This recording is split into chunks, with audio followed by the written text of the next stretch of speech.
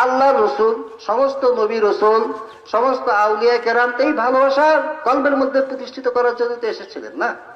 এই ভালোবাসা কলবের মধ্যে প্রতিষ্ঠিত করতে গেলে বাস্তব যে প্র্যাকটিস, যেটার কথা বলা হলো, কলবে জিকির করতে হবে। আর কলবের জিকির কিভাবে প্রতিষ্ঠা করতে হবে, এটা একটা বিদ্যা। হাদিস শরীফে এই বিদ্যাকে কলবি এলেম বলা হয়েছে। এলেম শিক্ষা করা ফরজ, এলেম তলব করা ফরজ বলা হয়েছে।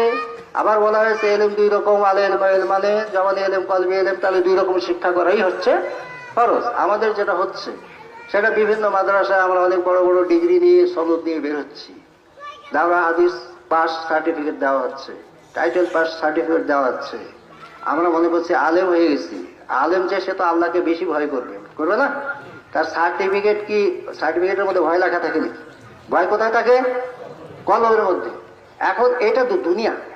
এই সার্টিফিকেটের মাধ্যমে আমরা পৃথিবীর একটা উপকার পাই। হয় ইমামতির চাকরি পেলাম, নয় মাদ্রাসা মুহাদ্দিস হলাম, মোদারেস, এর বিনিময়ে আমরা যেটা পাই বেতন পাই, কিছু টাকা পাই। এই টাকাটা দিন না দুনিয়া। আখেরাতে সার্টিফিকেটটা কোনো কাজে লাগবে? আখেরাতের সার্টিফিকেট দুইটা, একটা কলব সালিম, যেখানে জেনারেল ইব্রাহিম সাহেব বলেছেন কলব সালিম, অন্তর প্রশান্ত, আর এটা হচ্ছে নফস মুতমাইন্না, তার মানে প্রবৃত্তির প্রশান্ত। কলব প্রশান্তি যদি হয় তাহলে সহজ হিসাব হবে। আল্লাহ তাআলা যদি সহজ করতে চান আমরা সবাই পার পেয়ে যাব, নাজাত পেয়ে যাব। এর উপরে যে নফস মুতমাইন্না প্রশান্ত হওয়া, এরপরে যেটা সার্টিফিকেট, যেটা এই রুহানি জগতে যেটা তরিকতের পথে পাওয়া যায়, ওই সার্টিফিকেট যখন হবে নফস প্রবৃত্তি প্রশান্ত হবে, তাদের কোনো হিসাব আল্লাহ নেবেন না। পরিষ্কার ডেকে বলেন, ইয়া আইয়ুহান নাফসুল মুতমাইন্না তুরজিহি ইলা রাব্বিকি রাদিয়াতাম মারদিয়া ফাদখুলি ফি ইবাদি ওয়াদখুলি জান্নাতি। হে প্রশান্ত প্রবৃত্তিধারীগণ, তোমরা আমার অনুগত বান্দা।